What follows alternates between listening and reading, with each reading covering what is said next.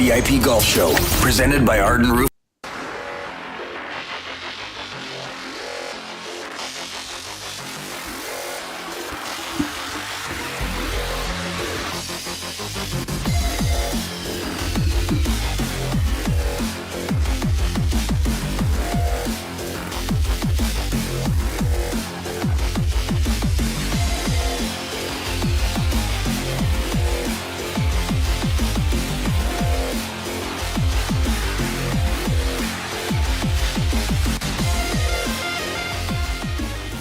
It's time for Two Guys and a Goalie with Dustin Nielson, Matt Kassian, and the goalie, Joaquin Gage.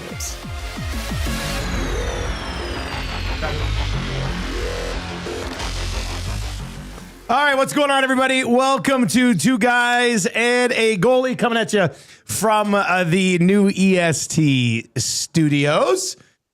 Gage, you're bringing in a treat for everybody today. Tell us what you brought us, Gager. Well, just a few, I'm going to say 170 meters from my front door. There's a Korean fried chicken place. Is it that place? You've told me about this place. Mm-hmm. So I thought, you know what? To christen the new place, nothing like fried chicken. And especially when you bring it in and it's spicy. One is spicy. I got one spicy, and I got one that I got especially for you, the honey garlic one. Because you like the honey garlic. I do like honey garlic. Yeah, but you went right for the spicy barbecue. I did not have the honey garlic.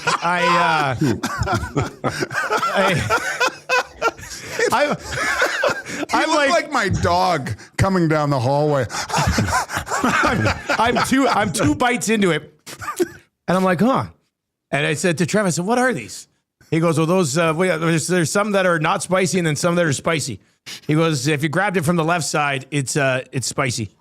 And so I did. And my lips are burning up. Now, Hernan's like, you should have brought in a side of hot sauce to dip them in. Oh, gosh. Psycho.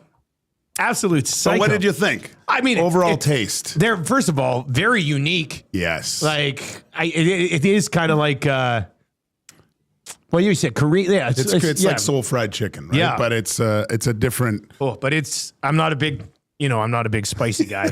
So it's hurting me a little bit. But yeah. Start guzzling the milk, man. Yeah. You know what? We're in a new office. I don't have my office milk yet, but I certainly will at some point. Cass, what do you think of this look? What do you think of this? It's beautiful. I got to come in and see it. Yes, you do. You do. Yeah. It's great, Cass. Looks nice. It's Looks I nice. refused to I saw some pictures, but I refused to watch Tommy's walkthrough. Like, he did a video thing and he was trying to show me, and I wasn't. I wanted the. You know how you walk into somewhere for the first time, it just seems different. Yes. And then the next time it becomes kind of normal or whatever. So this is all fresh and new to you. No, it's all. I couldn't. But like coming up the stairs, the whole. You don't really know that it's a huge area there, and then the nice hallway and the big hallway and the windows to see in. I know. That is. It's like awesome. Maddie will be there right away. That's the first thing you see. Yeah. And then you're kind of hidden away. I'm hidden away a little bit, but also visible. Office. Yeah. That's a sign of a good CEO. Oh, that's good. That's good. Yeah, I like that. How's the bathroom sitch? What's that looking like? Two bathrooms. Two bathrooms at the back. Good bathrooms, like solid bath. Nothing special about them, but like decent bathrooms. So now that we're all here, and you'll come in, Cass, too. I want your input on this, but where do you think everyone's going to congregate? Because I'm sure you're the same as me, Cass, Dusty. Everyone seems to just meet up in the kitchen anyway. So I'm wondering, like it today, there's a bunch of people in the kitchen. Yeah, so I wonder if that's going to be where everyone kind of hangs out a little bit. Yeah, Cass, let me lay it out for you. And when you eventually get in here, you'll be able to see. But you come up the stairs, they're kind of underneath the studio here, and you go up the stairs. Gage, when you came up, was the sign already up?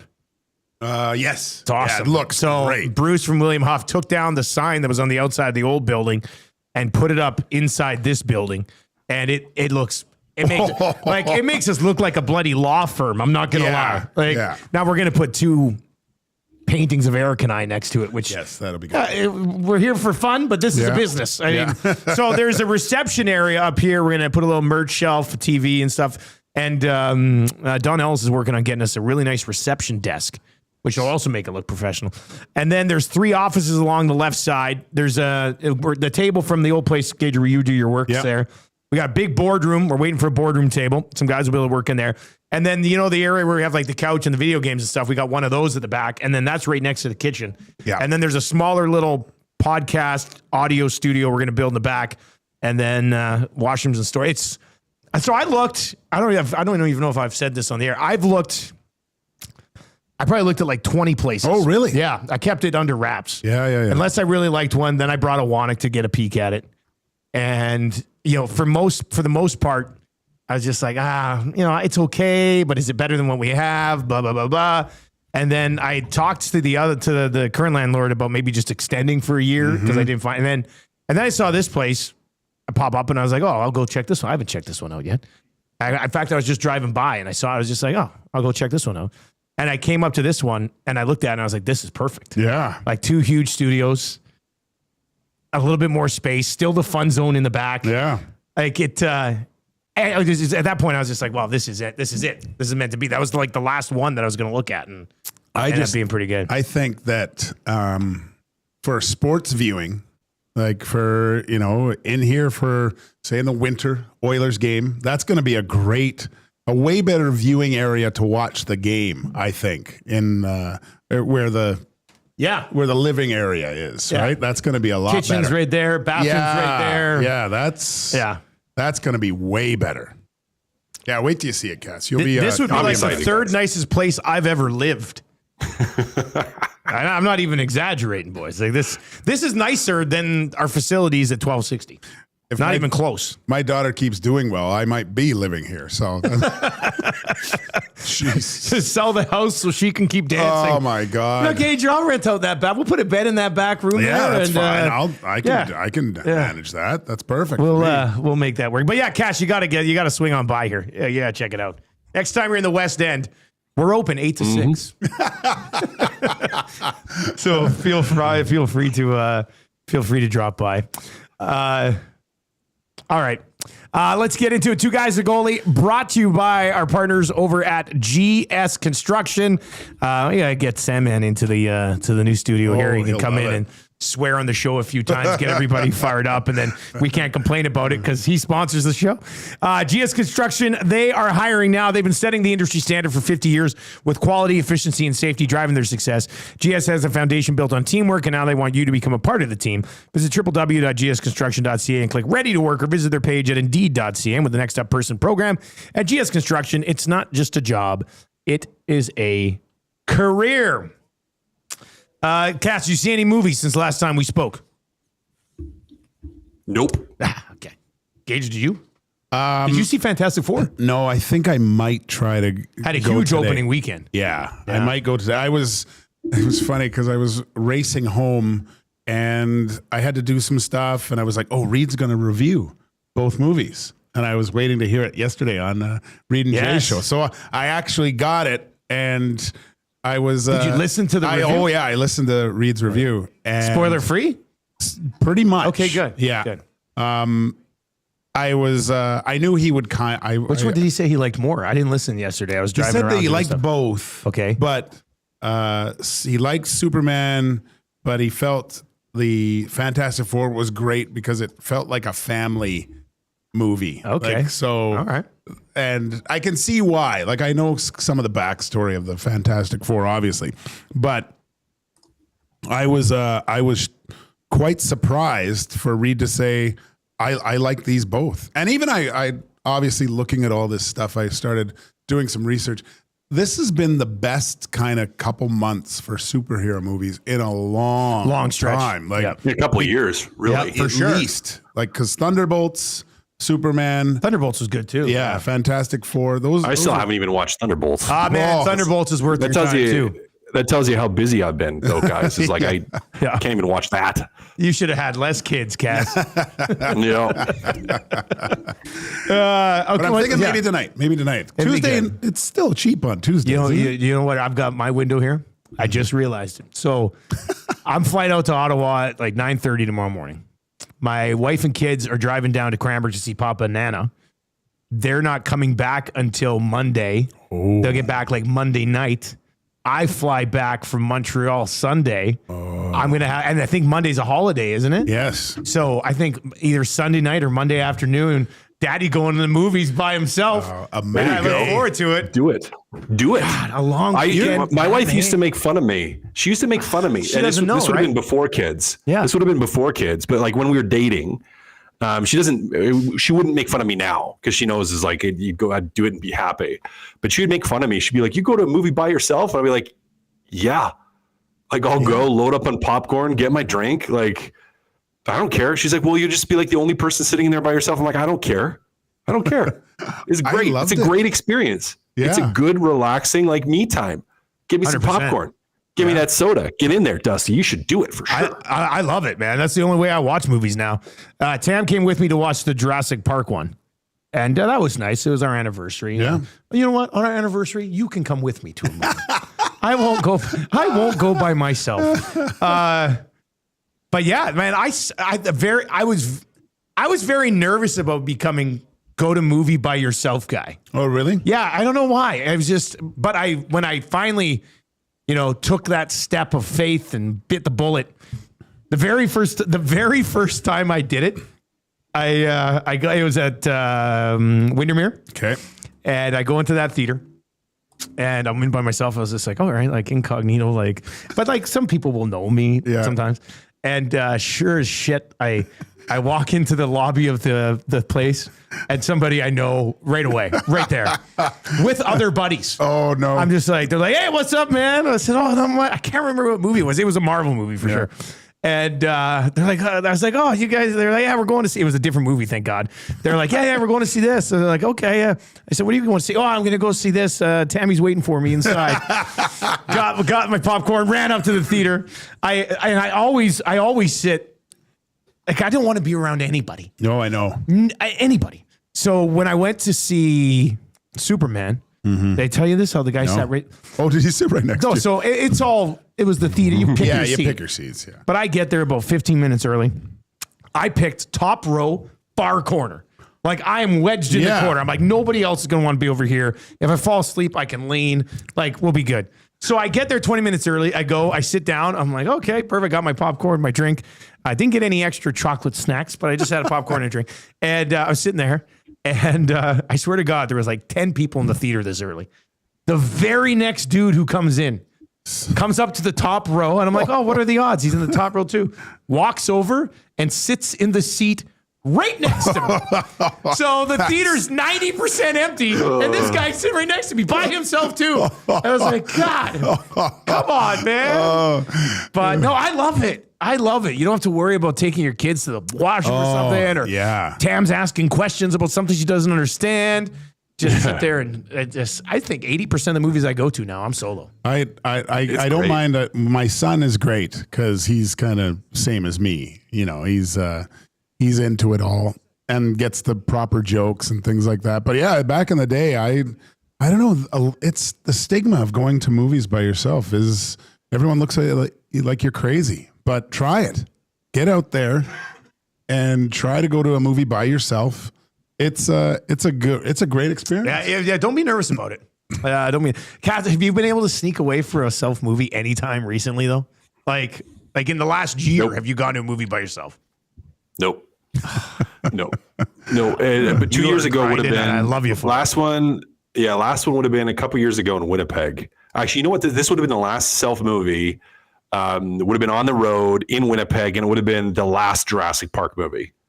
The third one of the Chris Pratt run? The third one of the Chris Pratt run, because there wasn't much else out. And I think the time before that, it would have been the last Matrix. Wow. Like the one that they did recently, like the more recent one. The fourth I one. never saw that one. Yeah. It was Is Keanu in it? I should definitely watch it. Yeah. All kinds of potential. Do they have babies?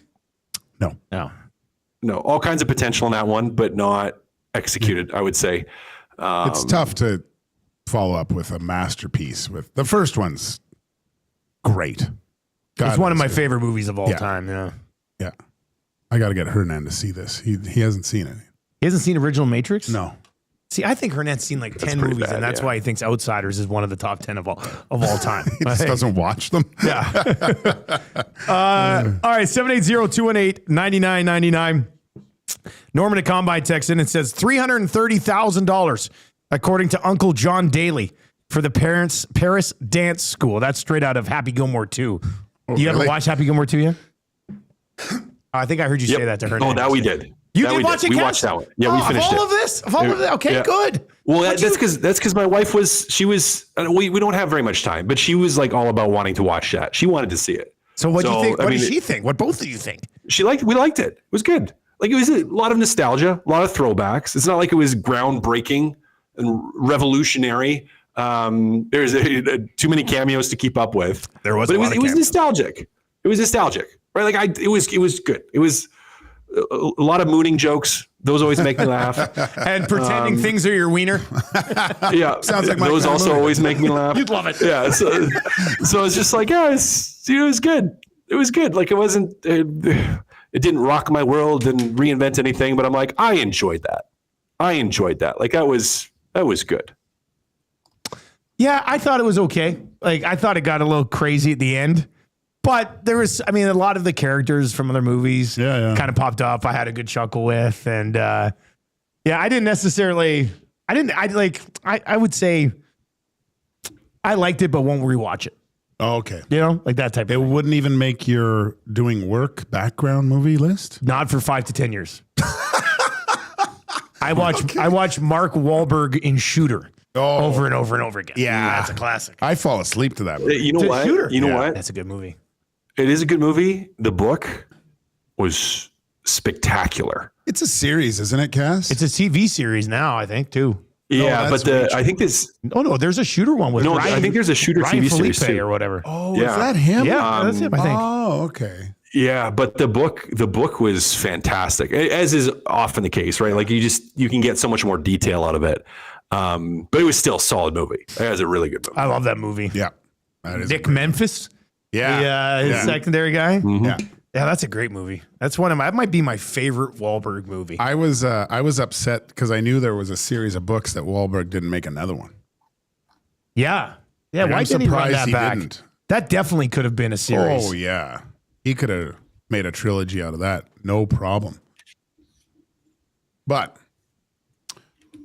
what's Wahlberg been in lately?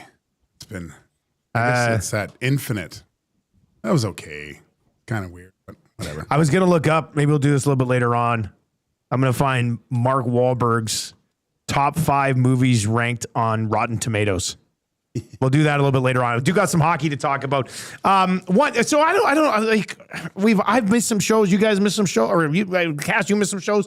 I don't even know if we've discussed coaching yet, but we'll get to that in this episode. One of the things we were talking about on the Nielson show this morning, Cass, was Ekholm, Walman, and Kulak are all unrestricted free agents at the end of this upcoming season. And they're eligible for extensions before this season begins. Like, you can get these guys on a new deal here anytime. But we were talking this morning, like, you probably sign Walman, and then do you sign Ekholm and Kulak right now, or do you let them both run through the season at UFA? You evaluate how Ekholm looks coming off an injury and getting to the latter stages of his career. And then, if Kulak's playing well, maybe before the deadline, you try to get something done with him. And if not, maybe he's a movable piece for you at the deadline. How do you approach those 3 guys? Because you've got Nurse on what many people view as an unmovable contract. Yeah. But what about these other 3 guys? Because you could have some flexibility on the left side if you actually wanted to change things up. Yeah, as much as I don't want to say it, I think you got to wait on Ekholm. Yeah. You got to absolutely wait. I mean, and I hate saying that because at times he's been so good. And when he got traded here, like he I don't want to say he single-handedly revived Evan Bouchard, but he was still is a huge part of this defense. But I think you just have to see, because Ekholm, we saw in the playoffs, was a step slower. He's still hurt and just wasn't able to be even close to as effective as he had been in years past. And he's getting up there in age. So it's like, I am not chomping at the bit to sign Mattias Ekholm. Like, I absolutely have to wait and see. Now, the other two guys, I mean, Kulak, local guy, is a big-time gamer type of player, like plays well in playoffs, has the ability to play up and down the lineup. Him, I'd be like, if he starts off the start of the season, I mean, he would be a guy I'd look to lock up earlier, for sure.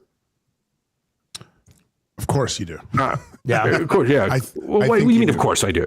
Of course you do. No, I mean, of course you lock up Kulak. Yeah.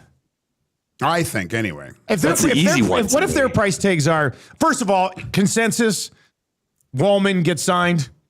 Yeah. Probably, yeah. Yeah, okay. All right. Yeah. So Kulak's, or Nurse is under contract. We think they'll get Walman under contract as well. Would you rather pay Ekholm $5 million to be maybe your third pair guy in a year or two? Or would you pay Kulak just over $3 million or something like that, Cass? I'd pay Kulak. Yeah. That would be 32, 33, 34-year-old Kulak or 36, 37, 38-year-old Ekholm. Yeah. I'm going Kulak all day. Me too. And the main reason, excuse me, why is Kulak's such a good skater. So that's going to prolong his ability to be effective. I think you have to wait on both, though, a little bit and see how the season starts. I assume both guys are going to play well. But I think also, I believe Bo Akey's coming out of junior, right? Yeah. I'm not saying he's going to be with the Oilers, but they're most likely going to be playing, over 20 minutes a night down in Bakersfield, right? So I think a lot. And he's a righty. Yeah. Right. So that could change everything. The blue line structure. And so depending on his, I'll say this. I think there's going to be injuries throughout the year. I think you'll see Bo Akey up in an Oilers uniform at some point in time next year for a few years. I could see a stint here or there. Yeah, just to, so especially if things are going well for him, just a little bit of a carrot reward to come up, play a few and send back down, get that. Because you've seen what happens a lot of times with those guys is, things going so well, then they get a taste of the NHL, they go back down and all of a sudden they light it up, right? So, and get that confidence going. Tommy Tuna, who I've never heard of in the chat before. I love it. Thank you very much for being here today. Tell your friends about Edmonton Sports Talk. He says you trade Ekholm while he still has value, right? And somebody else is saying, well, who replaces Ekholm and Kulak, who's at Emerson? But this is the thing. You still have Walman on the left side, Nurse on the left side, and then one of those veteran guys, as a third pair on your left side. Like if Ekholm falls off here over the next 18 months, but you got him under contract, he can be the third pair left shot guy as a 37-year-old, and then you have Nurse and Walman ahead of him on the left side. So the other thing you got to ask is, do you feel that Ekholm wants to continue playing? A pretty significant injury. Tried to push it coming back. What do you think? Like after this year, he might just call her quits? I don't know. I mean, depending on how his game is and how his health is. Yeah.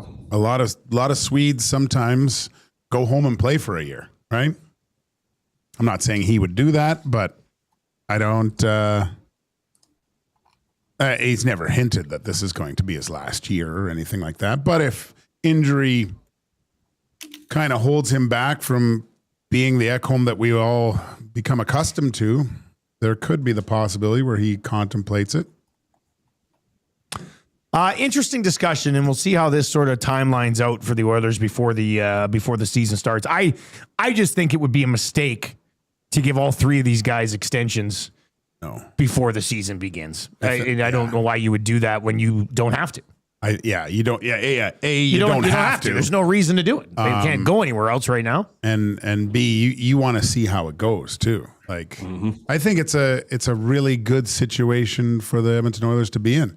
They've got three really good defensemen that are all in their contract year, so they're going to want to do well, right? So there's a little bit of the fire burning underneath and flexibility at the end of the year. With the cap going up, if you don't lock them all in this summer, right? And I think that flexibility will be very important for the. You don't need three four left shot veteran defensemen signed for over $3 million. No. Like they're just you don't need that. No reason. Yeah, to me that would be cap mismanagement. When hopefully you can maybe find another body on the right side if need be.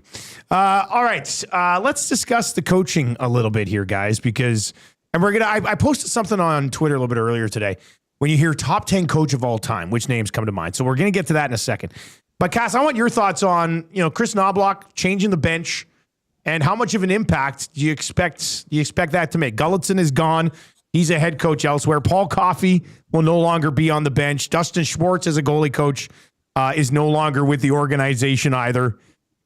Stewart remains. Knoblock obviously still there, and then some new pieces have been brought in. I mean, I'm sure you were around teams where there was coaching changes partway through, or in an off season.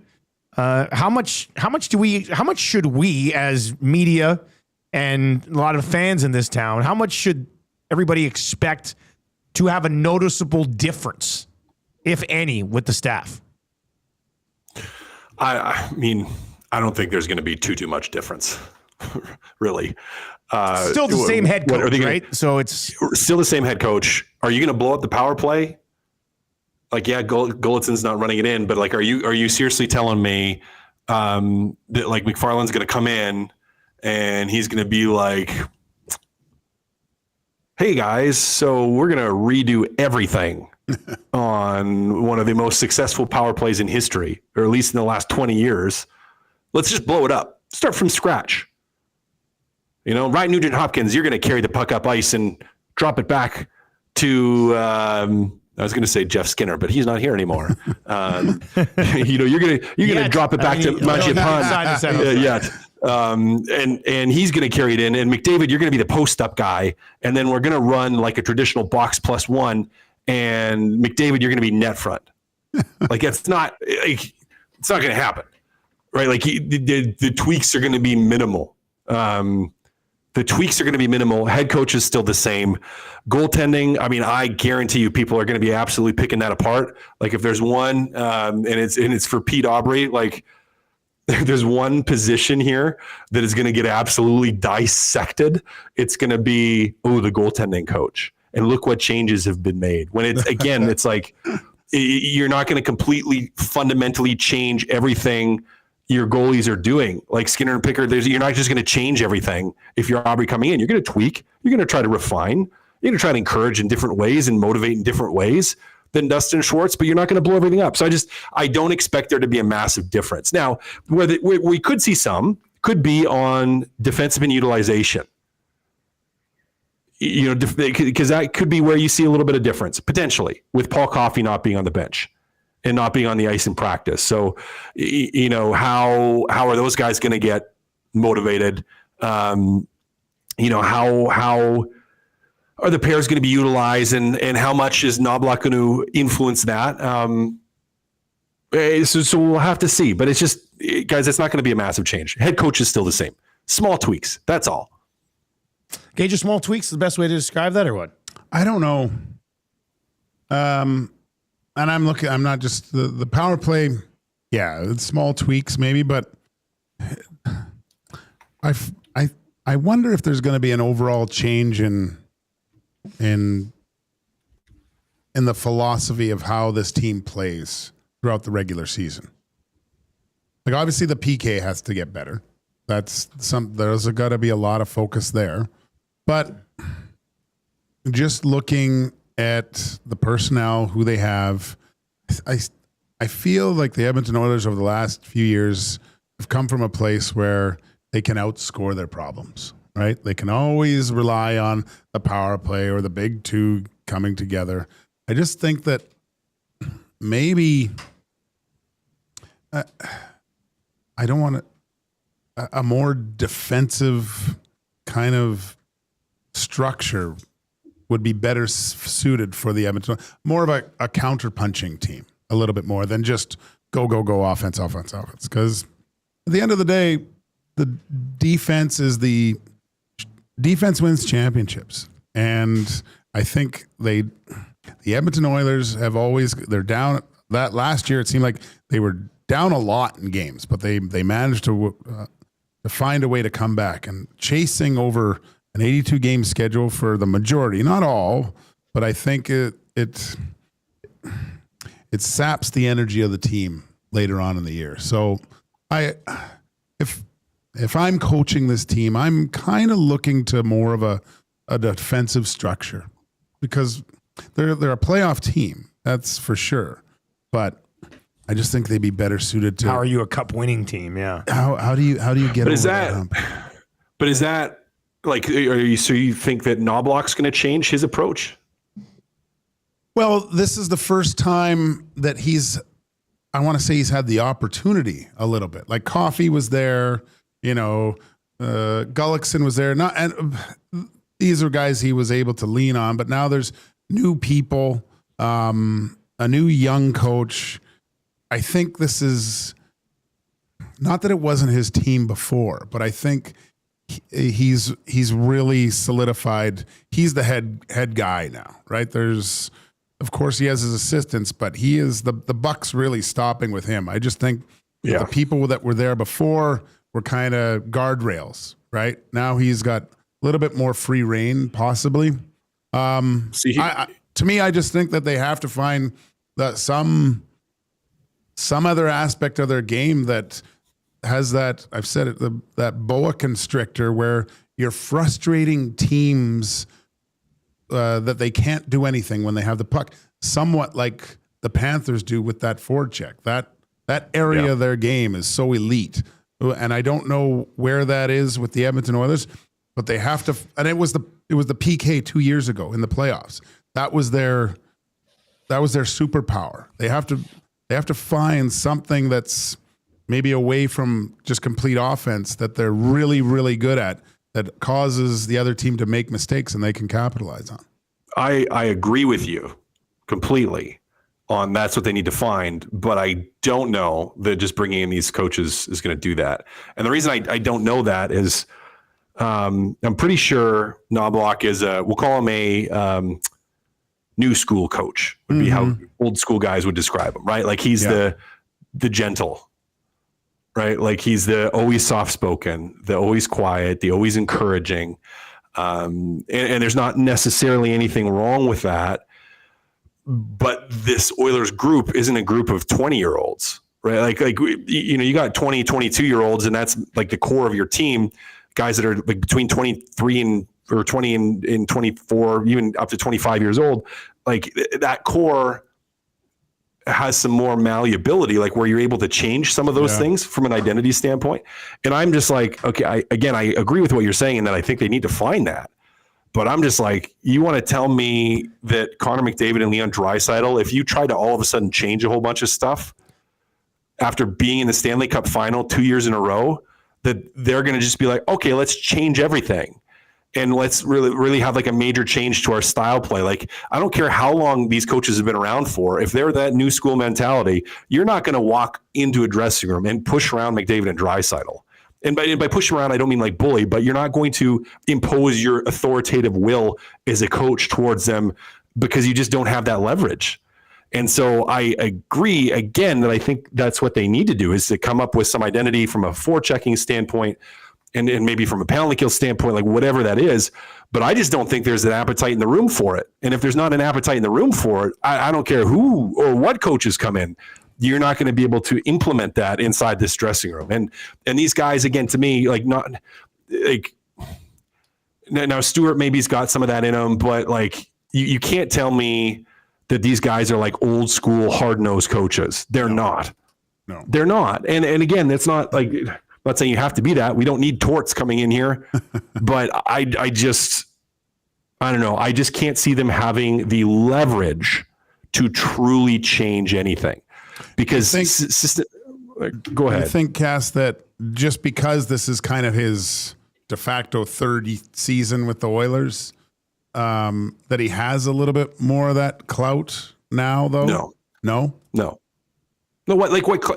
Again, I mean, just like obviously when he first came here, he's not going to say, "You're good, Connor, get down there and block that shot." Like, no, that's not it. But and you're not going to come in and again, like, to go to the power play, whether it's Knoblock or someone else, like Like, you're going to tell me you're going to come in and tell guys, hey, I know we've been in the Stanley Cup final 2 years in a row. 2 years ago, we lost by 1 goal. Yes, this year we weren't as close, but we need to change everything in our system and how we're playing. We need to change the identity of this team.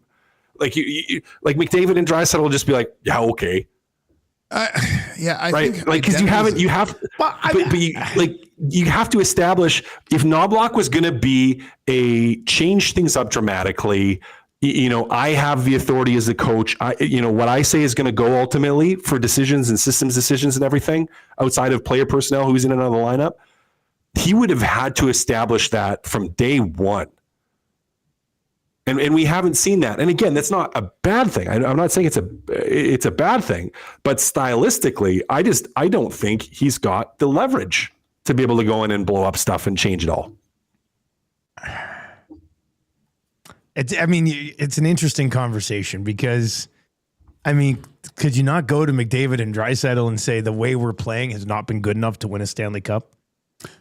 And be you're like, not lying. Yeah, exactly. Like they've come as close as they can with the way that they played the last 2 years. Yes. Right. So I think that McDavid and Draisaitl might be open to that conversation as finding a way to clear the final hurdle or beat the final boss, unless you sit there and go, hey, let's just keep doing what we're doing. We've been extremely close and hope Florida doesn't make it to the final when we do. But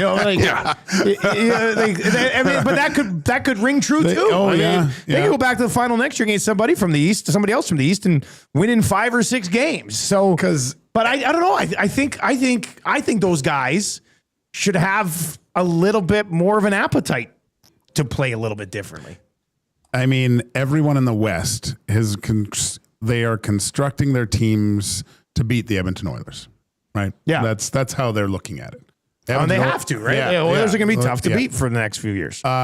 But drastic changes, yes. I'm thinking they're not tweaks. They're changing parts.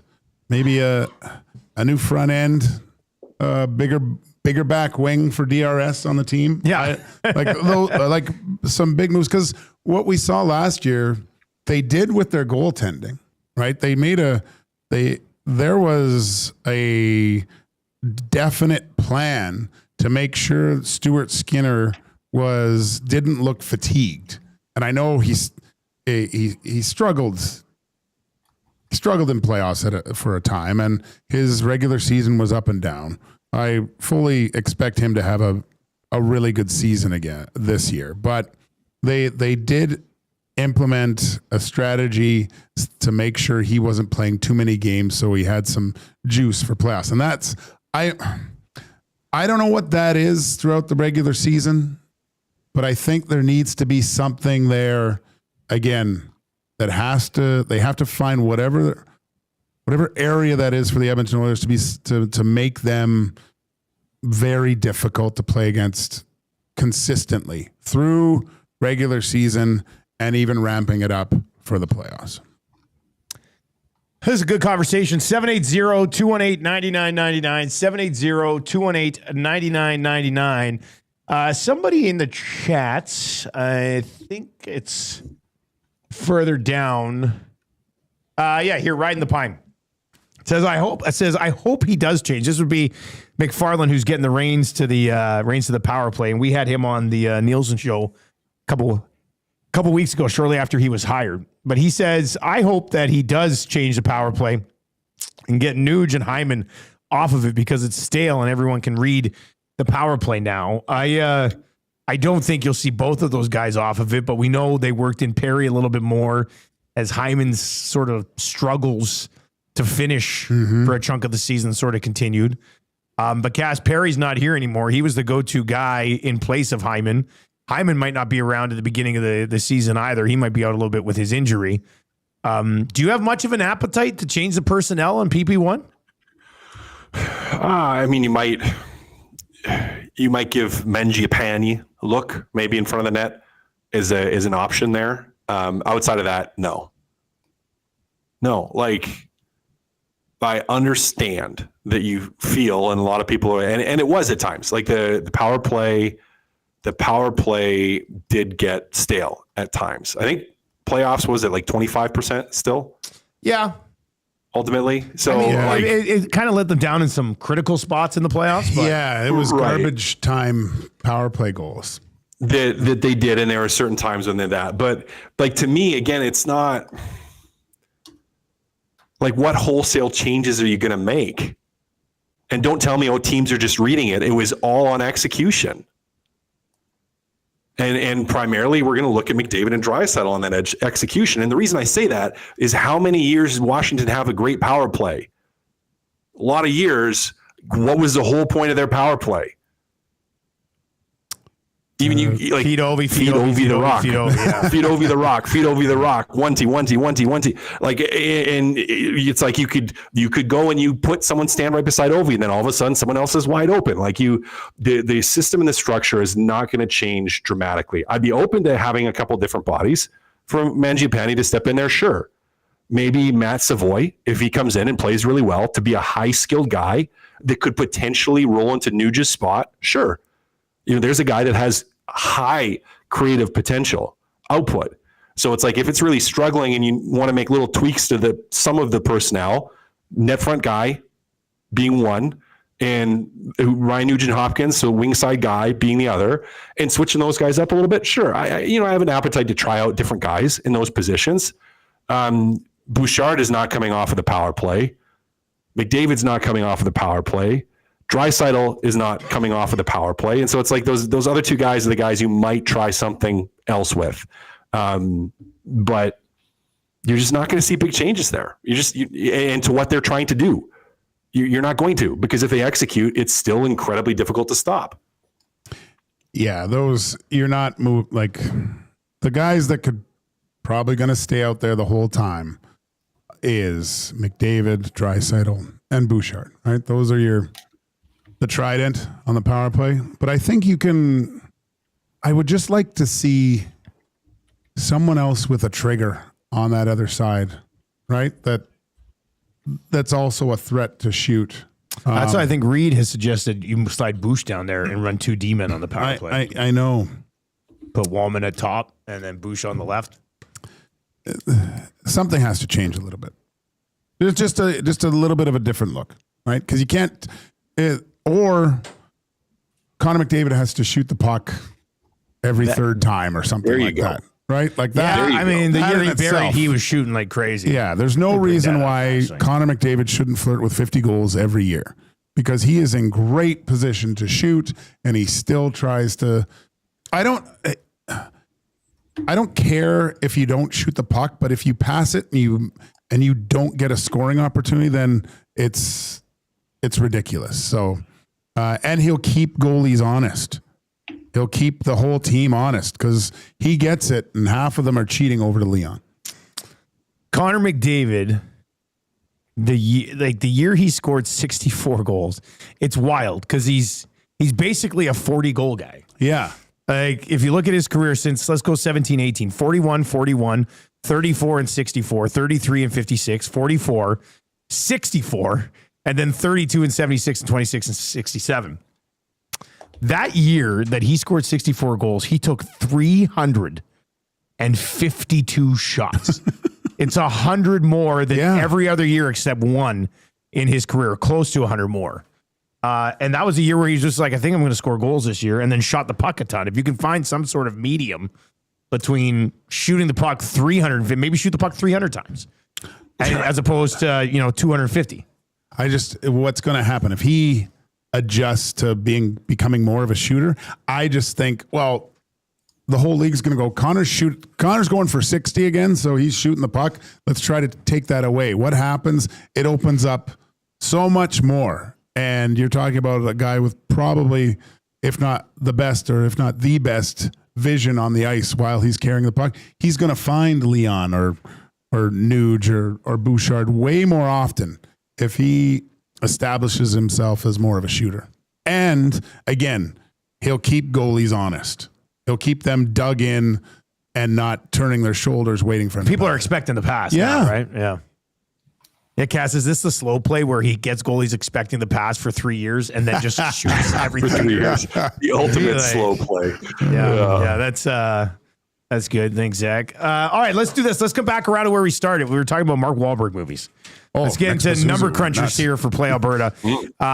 Play Alberta. What do we got up there? I think we've got 5 plays over on the EST specials page right now. 4 of them already up. Another one still to come. But we added the Lock Shop Partner Parlay today. Argos plus 6.5, Red Blacks plus 5.5, Elks plus 5.5. That's plus 575. And then the grandest parlay from the DGen Den is up. OJ Aliassime to win. The Lancashire Thunder to win. That's cricket. Jay Polanco, 1+ hit. And then the Cincinnati Reds to win.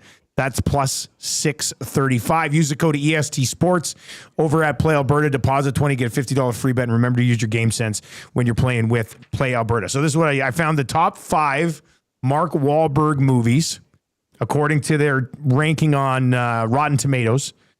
I'll give you each 5 guesses. You can guess one, then Cass can guess one. Whoever gets the most of the 5 in their 5 guesses will win this little contest. So, Cass, should we let Cass go first? Yeah, sure. Cass, name one Mark Wahlberg movie that you think's in his top 5 for Rotten Tomatoes. Top 5 on Rotten Tomatoes. Yeah, don't cheat. Mark. You sounded like you were about to Google it when you said Mark Wahlberg. No, I was thinking about it though. I was thinking about cheating. Oh man. Top 5. I don't know if Shooter's on there. I'm going to go with Shooter because we're talking about it. That's at the top of my head. So I'm going to go with Shooter. Although I don't know. Shooter is not there. Okay. Shooter is. Man, he's had some good movies. Oh yeah. Shooter is way down the list. Shooter's at 24, just 47%. Really? Rotten Tomatoes. Who can you trust? Like The Perfect Storm. Sorry, I'm stealing it. It's at 25, and that was a great movie. Yeah. All right, Gager, give me a guess. It's got to be Boogie Nights. Boogie Nights, number 2 on the list. What? Yeah. So Gager gets Boogie Nights. Cass, back to you here, buddy. You can Google Mark Wahlberg movies. No, just don't Google Invincible. Invincible's not on the list. Further down. Really? Yeah. Oh, jeez. Yeah. All right, Gager. Invincible's a great movie too. Wahlberg. It is a great movie. He makes a ton, so he misses some, but there's a lot of bangers. Oh, what's that one? It was one of his first movies with Reese Witherspoon, I think. Oh, there's the one. It's where he's the psycho boyfriend. You don't know the name of it, but it's not on the list. It's not on the list? It's not on the list. Really? Cass, back to you for your third guess. Okay. I can't believe this wasn't the first one. Well, maybe. I mean, this might be number 1 on my list. Okay. So this might be number 1 on my list. The Other Guys.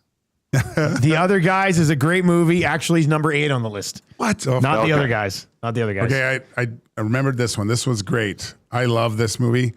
4 Brothers. 4 Brothers. Incredible movie. Great movie. Great movie. Oh, there's Italian Job too further down the list. I love Italian Job. 4 Brothers is actually 53%. It's number 19 on the list. What? I know. This is how good of. And I'm not even really debating the list. No, like the list actually is pretty good. These other ones are just further down. All right, Cass, back to you, buddy. You got one in you. Do I got one in me? Did we say Perfect Storm already? Perfect Storm, I mentioned because it was way further down the list. Right. I mean, I think there's 2 for sure you guys should get here.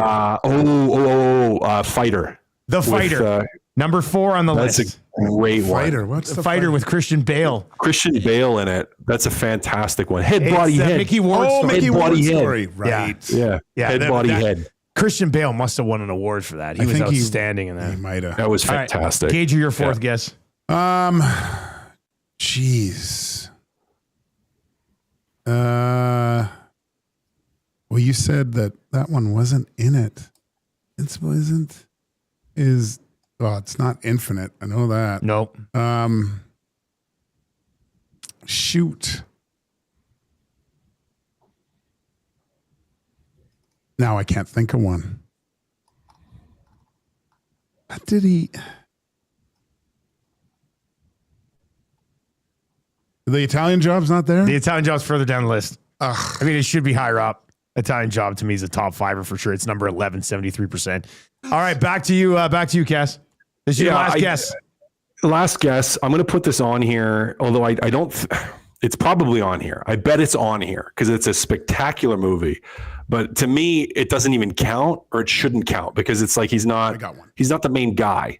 I think I know where you're going. Yeah, I think you're going. He's not the main guy in it, because this was actually the very first one that popped into my head. But I'm like, but he's not the main. Like, I've already written it down. Movie, I think I know where you're going. Yeah, we're going with The Departed, and I'm like, I think of The Departed. Yeah. I go with because it's like I think of DiCaprio and Matt Damon. And Matt Damon. Like, I don't think of Wahlberg. What a cast! As being like the guy in that one. But that's also a spectacular movie, and that's probably on there. Leo, Matt Damon, Jack Nicholson, Mark Wahlberg.